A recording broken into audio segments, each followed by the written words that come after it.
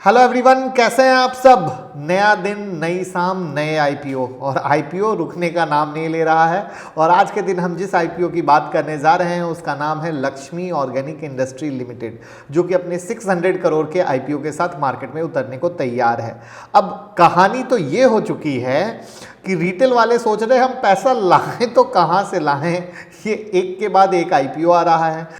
किसी पैसे वाले पेशेंट को एक किडनी बेच दूंगा, बहुत पैसे आ जाएंगे। फिर एक आंख बेच दूंगा और पैसे आ जाएंगे। फिर एक किडनी, फिर एक आंख, ऐसे करके सारा शरीर बेच दूंगा मैं। 10 दिन पैसे ब्लॉक हो रहे हैं। क्या गलत बोल रहा हूं या सही? लेकिन उससे पहले आईपीओ अप्लाई करने से पहले ये वीडियो जरूर देख लीजिएगा। आई ओपनिंग वीडियो होने वाली है। साथ में हम आपकी कंपनी से दोस्ती कराएंगे, तभी आप आईपीओ का पूरा फायदा ले पाओगे। तो इस वीडियो में हम कंपनी की डिटेल एनालिसिस करने वाले हैं, जिससे आपका विजन कंपनी के रिगार्डिंग और इनके आईपीओ को लेकर बहुत क्लियर हो जाए। और आपकी सहूलियत के लिए वीडियो को हमने कुछ पार्ट में डिवाइड किया है, जिससे दोस्ती करनी आसान रहे। तो सबसे पहले हम बात करेंगे कंपनी के प्रोफाइल के बारे में, जिससे कि आप कंपनी के प्रोफाइल को समझ सकें। फिर बात करेंगे कंपनी के फाइनेंशियल को, जिससे आ कितना रहा है, जा कितना रहा है, आप समझ सकें। उसके बाद बात करेंगे आईपीओ के डिटेल की। लास्ट में बात करेंगे कंपनी के स्ट्रेंथ की और वीकनेस के ऊपर, जिससे आप समझ पाएं कि सिर्फ आईपीओ में लिस्टिंग गेन लेकर भागना है या पोर्टफोलियो में होल्ड। तो मैं मुकुल अग्रवाल आपका आप ही के यूट्यूब चैनल में स्वागत करता हूं। जो भी नए लोगों चैनल को सब्सक्राइब करें और बेल आइकॉन हिट करें। और रात के 10:30 बजे का शो कभी मिस मत करना। वहां देते हैं 2 से 3 ट्रेड और आप पैसे कमा सकें। और स्टॉक मार्केट की किसी भी ब्रेकिंग न्यूज़ के लिए फटाफट ट्विटर और टेलीग्राम ज्वाइन कर लीजिए।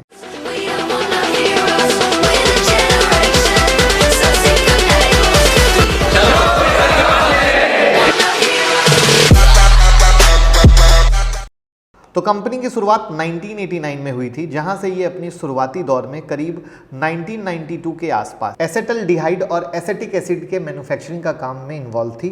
वहीं 1996 में कंपनी इथाइल एसीटेट के मैन्युफैक्चरिंग की तरफ मूव कर गई। अगर करंट में देखें तो लक्ष्मी ऑर्गेनिक इंडस्ट्री आज के डेट में इंडिया की लीडिंग मैन्युफैक्चरिंग है इथाइल एसीटेट में, जिसका इंडियन मार्केट में 30% का शेयर है। हालांकि YCPL के एक्विजिशन के बाद से ये परसेंटेज फर्दर इंक्रीज होंगे, इस बात को याद रखिएगा। साथ ही कंपनी डिकेटेन डेरिवेटिव्स की इंडिया में इकलौती मैन्युफैक्चरर है और यहां इनका 55% का मार्केट शेयर है, जो कि आईपीओ पॉइंट ऑफ व्यू से एक प्लस पॉइंट है। इस तरीके से हम कंपनी को पकड़ते हैं। अब कंपनी के बिजनेस सेगमेंट की तरफ बढ़ते हैं। ये 2 से 3 वर्टिकल्स में है, एसिटाइल इंटरमीडिएट्स, स्पेशलिटी इंटरमीडिएट्स। और अगर आप इन्हें डिटेल में जानना चाह रहे हैं तो फिर स्क्रीन पर आपको और भी चीज़ें दिख रही होगी। अब मन के अंदर जो सवाल आ रहा है वो होगा कि आखिर इन केमिकल्स का इस्तेमाल कहाँ पे होता है, कौन खरीदता है इनके केमिकल्स को, कौन है इनके कस्टमर। करेक्ट। तो आपके सारे सवालों का जवाब भी यहाँ पे स्क्रीन पे लगाया है, क्योंकि आंखों से दिखता है तो ज़्यादा मज़ा आता है। जहाँ पे ये यूज़ होता है, फार्मा में होता है, एग्रो में होता है, इंक एंड कोटिंग में होता है, डाइज पिगमेंट्स में होता है, पेंट्स में होता है, प्रिंटिंग एंड पैकेजिंग में होता है। यानी कोई ऐसा डिमांडिंग सेगमेंट नहीं छूटा है जहां ना होता हो। अब कस्टमर में अगर बात करें तो एलेम्बिक फार्मा वाले हैं, लॉरेस लैब वाले हैं, ग्रैनुअल्स इंडिया हैं और हेट्रोस लैब लिमिटेड हैं। तो काफ़ी सारे नाम आपको यहाँ पे स्क्रीन पर दिख रहे होंगे, जो लगातार 1 बाय 1 आते जा रहे हैं। तो काफ़ी बड़ा कस्टमर बेस है, काफ़ी डिमांडिंग जो चीज़ है वो बहुत ही ज़्यादा डिमांडिंग है।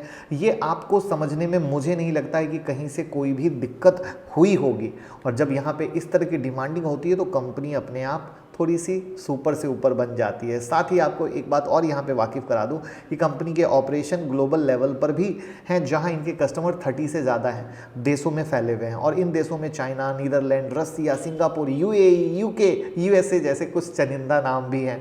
अब अगर कंपनी के मैन्युफैक्चरिंग फैसिलिटी की बात करें तो फिलहाल में इनके पास 2 मैन्युफैक्चरिंग फैसिलिटी महद और महाराष्ट्र में है, जहाँ से ये AI और SI प्रोडक्ट की मैन्युफैक्चरिंग करते हैं। उसके अलावा कंपनी लोटे परशुराम महाराष्ट्र में नई मैन्युफैक्चरिंग फैसिलिटी सेट करने की प्लानिंग में है, जहां से 4 किस्म के ये स्पेशलिटी केमिकल मैन्युफैक्चर करेंगे। और केमिकल तो सबसे हाई डिमांड चीज़ है। अब आगे बढ़ते हैं, केमिकल के फाइनेंशियल की तरफ बढ़ते हैं, इस कंपनी के फाइनेंशियल की तरफ बढ़ते हैं। तो आप पाएंगे कि स्क्रीन पे आपको दिख रहा होगा कि यहाँ हमें थोड़ा सा फ्लक्चुएशन देखने को मिल रहा है। हालांकि फाइनेंशियल ईयर 2019-20 के इस फ्लक्चुएशन के पीछे की वजह मैनेजमेंट ने बहुत ही क्लियर किया है और बताया है कि ये डिप्रिशिएशन और एमोर्टाइजेशन के हाइयर प्रोविजनिंग की वजह से हुआ है।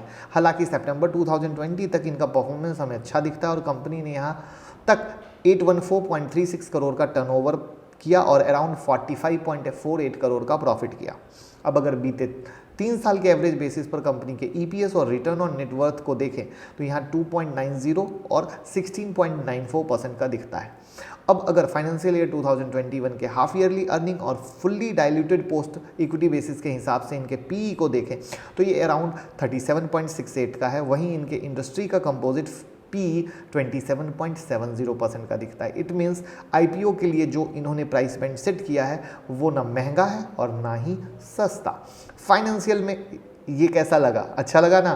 फाइनेंशियल में आगे बढ़ते हैं और इनके डिविडेंड पॉलिसी को भी देख लेते हैं। तो कंपनी ने फाइनेंशियल 18, 19, 20 में 15%, 3.50 और 17.50 के हिसाब से अपने स्टेक होल्डर को डिविडेंड भी पे किया है। तो ओवरऑल इनका पे आउट भी यहाँ ठीक है। अब अगर कॉम्पिटिटर की बात करें तो अपने ऑफर डॉक्यूमेंट पे इन्होंने Aarti Industries, Atul Limited, Fine Organics, Navin Fluorine जैसे कुछ कंपनियों को अपना कॉम्पिटिटर बताया है। यहाँ तक आई थिंक आपको चीज़ें बहुत अच्छे से वाकिफ़ हो गई होंगी, तो फटाफट लाइक का बटन तो दबा ही दीजिएगा, शर्माना कैसा।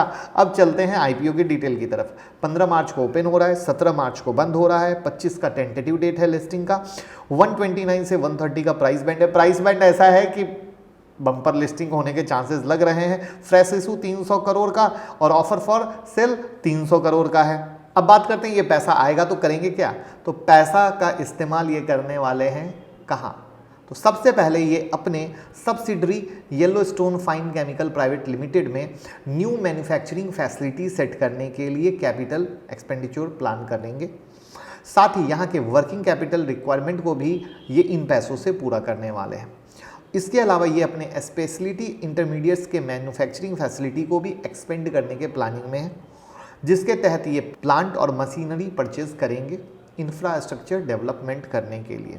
इसके अलावा कंपनी खुद के और सब्सिडरी के डेट रीपेमेंट की तरफ भी आईपीओ से आए पैसों को यूज़ करने वाली है और उसके बाद अगर कुछ बचता है तो फिर ये जनरल कॉर्पोरेट पर्पस के लिए पैसा यूज़ होगा। तो मोटा मोटी प्रॉस्पेक्ट अच्छा है। ओवरऑल कंपनी आईपीओ के थ्रू एक्सपेंशन के मूड में है। आईपीओ का जो की टेक अवे पॉइंट है जो मुझे लगता है यही है। अब अगर कंपनी के स्ट्रेंथ और वीकनेस की बात करें तो पहले स्ट्रेंथ जान लेते हैं। तो सबसे पहले बड़ा जो प्लस पॉइंट है वो ये है कि कंपनी एसिटाइल इंटरमीडिएट और स्पेशलिटी इंटरमीडिएट्स की इंडिया में लीडिंग मैन्युफैक्चरर है, जिसके पास 30 सालों का एक्सपीरियंस है। साथ ही कंपनी के पास ग्लोबल और डाइवर्सिफाइड कस्टमर बेस है। इसके अलावा इनका फाइनेंशियल भी कांस्टेंट है और फाइनेंशियल में जो फ्लक्चुएशन था उसके पीछे की वजह कंपनी ने क्लियर कर दी। ये भी एक बहुत अच्छी बात है, वरना बहुत सारी कंपनियां क्लियर ही नहीं करती हैं। अगर वीकनेस की बात करें तो कंपनी का ज़्यादातर मैन्युफैक्चरिंग फैसिलिटी एक ही जगह पे लोकेट है, महाराष्ट्र में। और ऐसे में अगर कभी भी कोई दिक्कत होती है, जैसे सपोज कोविड की केस की वजह से अगर ताला लगा, तो कंपनी के ज़्यादातर काम रुक जाएंगे। फैले हुए रहने पर कहीं दिक्कत होती नहीं है। इसके अलावा कंपनी अपने new product line fluoro speciality chemical के लिए नई मैन्युफैक्चरिंग फैसिलिटी सेट करने की प्लानिंग में है।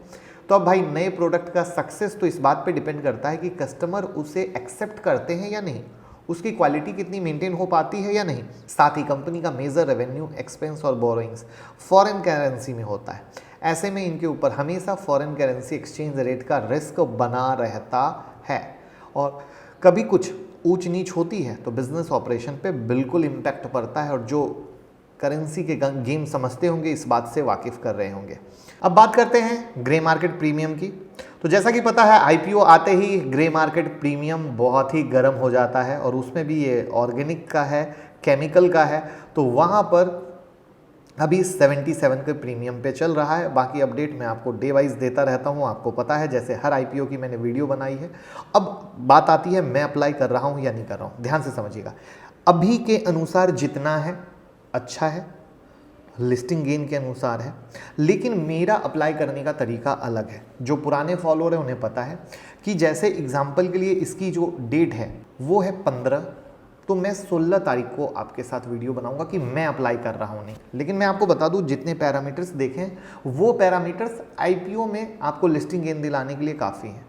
लेकिन क्या सिर्फ लिस्टिंग गेन तक कहानी है, या लिस्टिंग गेन कितना मिल सकता है, या पोर्टफोलियो में रख सकते हैं या नहीं रख सकते हैं, वो सब मैं 16 तारीख को बताता हूं। जैसे आज तक हर आईपीओ में बताया है, लोगों ने पैसा कमाया है, तो बिल्कुल डिटेल एनालिसिस वहां पे भी लेके आऊँगा, क्योंकि तब तक में क्या होता है, चीज़ें खुलती हैं तो और भी नई बातें मार्केट में आती हैं, तो उन सारी नई बातों को भी जानना जरूरी होता है, तभी वो हमें हेल्प कर पाती हैं कि वो उसका पैरामीटर कितना है, वो कितना दूर तक दौड़ पाएगा।